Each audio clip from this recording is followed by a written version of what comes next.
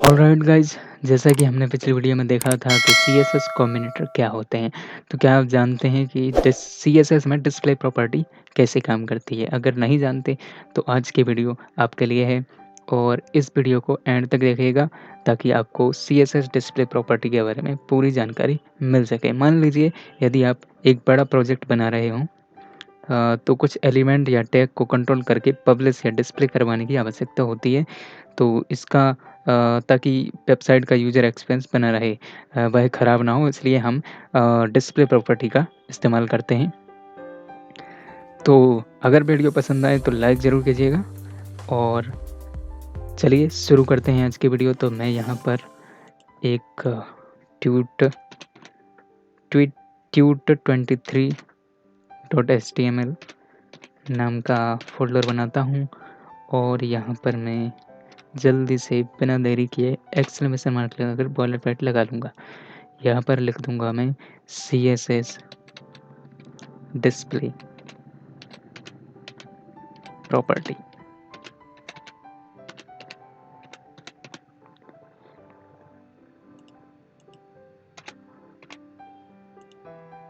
Control से save. और अब देखते हैं हम लाइव सर्वर खोल के। ओपन विद लाइव सर्वर और हमारा यहाँ पर लाइव सर्वर खुल गया है। CSS डिस्प्ले प्रॉपर्टी यहाँ पर लिखा हुआ है, जैसा कि आप देख सकते हैं। तो मैं यहाँ पर बात करने वाला हूँ CSS प्रॉपर्टी की। तो अगर मैं यहाँ पर एक H1 लगा दूँ, H1 लगाकर मैं लिखूँगा CSS डिस्प्ले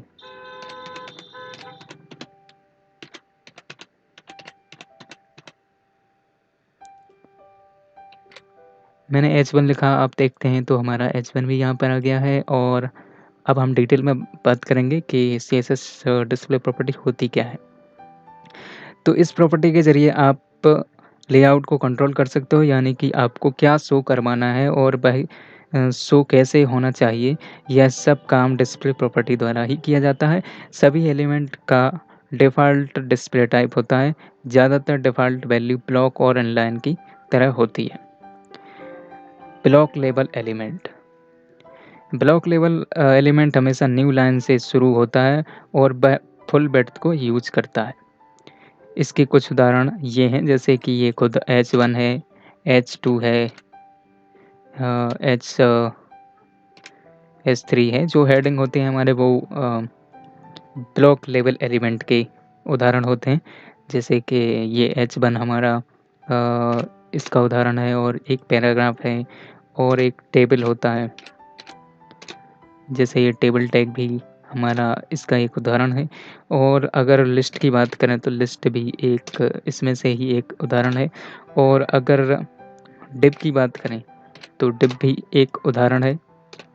और अगर फुटर की बात करें तो फुटर भी इसी का एक उदाहरण है। तो ये जो चीज़ें हैं, ये ब्लॉक लेवल एलिमेंट का एक उदाहरण है। तो इनको मैं कंट्रोल एक्स से कमेंट कर देता हूँ, कंट्रोल बैकस्लैश से कमेंट कर देता हूँ। और मैं आपको सिर्फ बताने के लिए यहाँ पर लिख रहा हूँ। तो मैं यहाँ पर लिख देता हूँ ब्लॉक लेबल एलिमेंट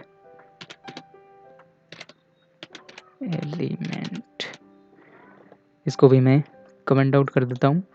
तो ब्लॉक एलिमेंट का फॉर एग्जांपल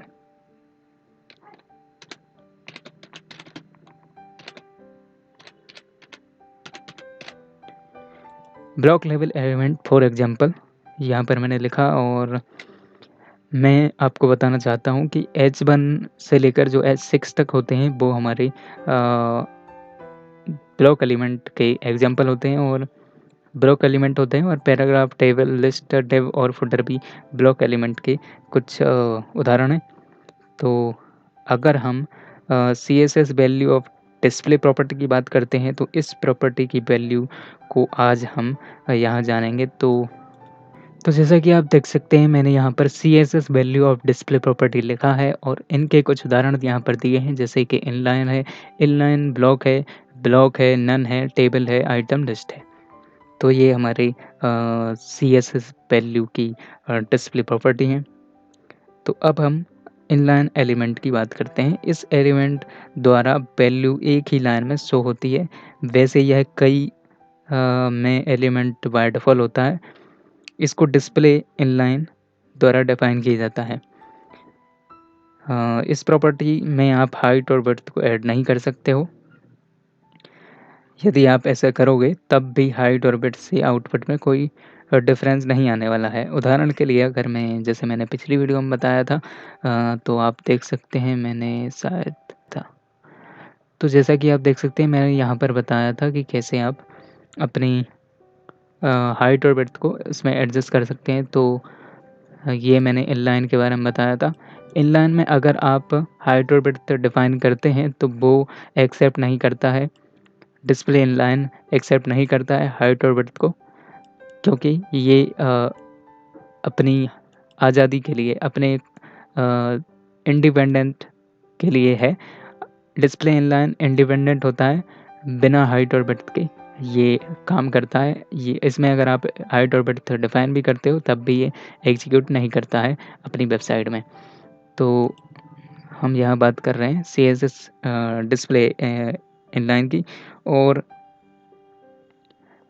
यदि बात करूँ डिस्प्ले ब्लॉक की तो मैंने उसको भी इसमें बताया हुआ है।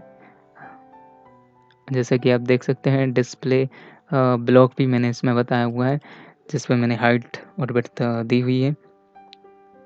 डिस्प्ले नन प्रॉपर्टी की बात करें तो डिस्प्ले नन प्रॉपर्टी की बात करें तो मैं यहाँ पर कुछ टेक्स्ट यहाँ पर लिखता हूँ, जैसे कि H1 मैंने यहाँ पर लिखा हुआ है। और अगर मैं यहाँ पर एक पैराग्राफ लिखूँ और उसको आईडी उसको क्लास दे देता हूँ फर्स्ट की,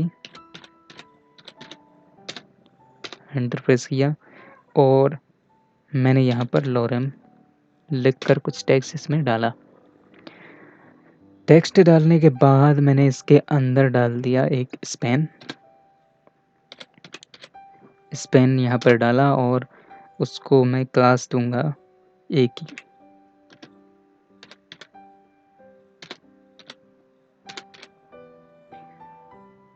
क्लास मैंने एक ही दे दी है अपने स्पेन को, और मैंने स्पेन के बीच में लिख देता हूँ मैं नन। ये लिखकर मैं अगर एक और H1 यहाँ पर नीचे इस पैराग्राफ के नीचे एक H1 हमने यहाँ पर ऊपर पर लिखा हुआ है डिस्प्ले CSS डिस्प्ले प्रॉपर्टी, और एक H1 मैं यहाँ पर लिखता हूँ H1 लिखकर इसको मैं क्लास दे देता हूँ हाइड की, क्लास हाइड। यहाँ पर देकर मैं इसमें भी कुछ टेक्स्ट यहाँ पर डाल लेता हूँ। तो टेक्स्ट कुछ ज़्यादा है, इसको कम कर देता हूँ।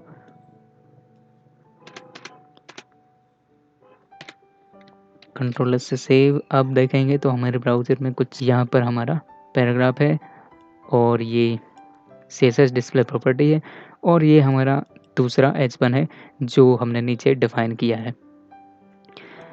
तो अब हम इसमें कुछ CSS देंगे। CSS के लिए हम डिस्प्ले नन प्रॉपर्टी का इस्तेमाल करेंगे। तो अगर मैं यहाँ पर स्टाइल टैग लगाकर इसमें डिस्प्ले दूँ तो स्टाइल टैग, और अगर मैं डॉट हाइड यानी कि अपने H1 में अगर मैं H1 जो हमारा नीचे वाला H1 है उसमें अगर मैं कुछ CSS दूँ तो डिस्प्ले नन यहाँ पर मैं करना चाहता हूँ। तो डिस्प्ले इनलाइन यहाँ पर लिखा हुआ है, लेकिन मैं इनलाइन को हटाकर नन कर देता हूँ। डिस्प्ले नन करके अगर मैं इसमें पैडिंग दूँ, पैडिंग कुछ पैडिंग दे देते हैं हम 2 पिक्सल की। 2 पिक्सल की पैडिंग हमने यहाँ पर दी, और अब हम देते हैं background colour BACKCOLO। Background colour यहाँ पर आ गया है, और बैकग्राउंड कलर में अगर मैं कुछ ब्लैक ही दे देता हूँ तो बैकग्राउंड कलर ठीक रहेगा। तो हमने इसको कंट्रोल S से सेव किया। अब हम देखेंगे तो क्या होता है हमारे ब्राउज़र में। तो जैसा कि आप देख सकते हैं, हमारा जो H1 था, जो नीचे का जो H1 था, वो हमारा यहाँ से गायब हो चुका है। यदि बात करें इस कोड की, तो हमने इसमें हेडलाइन को हाइड डिफ़ाइन किया है, जिसकी वजह से हेडलाइन में हमें कुछ नहीं दिख रहा है। हेडिंग थी जो हमारी, ये वाली हेडिंग, ये हमें अपने ब्राउज़र में दिखाई नहीं दे रही है, जैसे कि पहले दिखाई दे रही थी। अगर मैं इसको कमेंट आउट कर दूँगा तो हमें वहाँ पर दिखने लगेगी। मैं इसको सेव करता हूँ। अब देखेंगे तो हमारी हेडिंग यहाँ पर दिख रही है, लॉरेंस फ्रॉम डॉलर सेट, जो कुछ भी यहाँ पर लिखा हुआ है।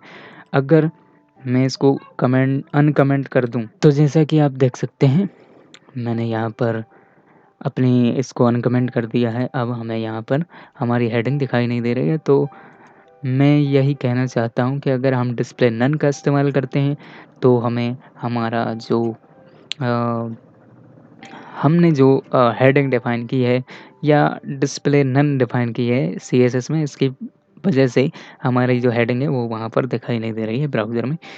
तो इसकी मदद से हम अपनी इसको हाइड कर सकते हैं। अगर डिस्प्ले टेबल प्रॉपर्टी की बात करें, तो इस प्रॉपर्टी द्वारा आप एलिमेंट को टेबल के रूप में शो करवा सकते हो। इसे डिस्प्ले टेबल द्वारा डिफ़ाइन किया जाता है। जैसे कि अगर मैं यहाँ पर उदाहरण दूँ, तो मैं यहाँ पर एक पैराग्राफ यहाँ पर कॉपी कर लेता हूँ। इसको ही कॉपी कर लेता हूँ मैं और इसको क्लास में डिफ़ाइन कर देता हूँ। ये जो कोड है, ये आपको मेरी डिस्क्रिप्शन में जो सोर्स कोड है उसके सामने जो लिंक होगा, आप उस पर क्लिक करेंगे तो आपको एक कोड मिल जाएगा।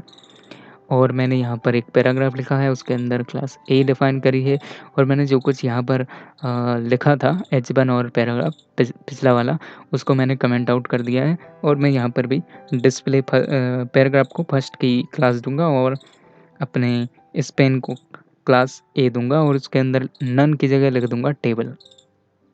और अब हम इसको कॉपी करके नीचे डालते हैं। जो हमारा हेडिंग था उसको तो हमने हटा दिया है, इसलिए मैं यहाँ पर इसको मैं डॉट ए को यहाँ पर डिफ़ाइन करूँगा। डॉट ए यहाँ पर मैंने लिखा और इसको कर दूँगा मैं डिस्प्ले टेबल। नन की जगह, डिस्प्ले नन की जगह हम यहाँ पर टेबल लिखेंगे और टेबल लिखकर एंटर प्रेस किया मैंने। और अब मैं सब कुछ वैसा का वैसा रहने दूँगा, कंट्रोल एस से सेव करूँगा।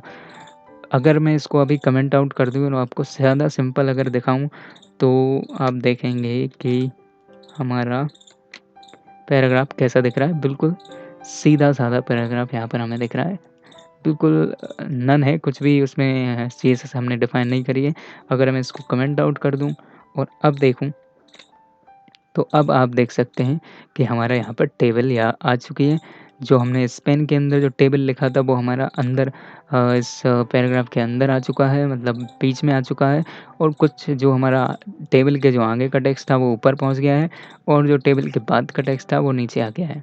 ऐसे हम डिस्प्ले टेबल प्रॉपर्टी का इस्तेमाल कर सकते हैं। मैं यहाँ पर नाम भी लिख देता हूँ, जैसे कि हमारा डिस्प्ले नन हो गया। इसके बाद हमारी डिस्प्ले टेबल प्रॉपर्टी हो गई, तो मैं यहाँ पर डिस्प्ले टेबल प्रॉपर्टी पैराग्राफ को, और यहाँ पर सीएसएस आइटम लिस्ट प्रॉपर्टी होती है हमारी कुछ अगर मैं डिस्प्ले की जगह आइटम लिस्ट करूँगा, तो हमें यहाँ पर कुछ टेक्स्ट डालना पड़ेगा। तो मैं इसको पैराग्राफ को मैं कॉपी कर लेता हूँ और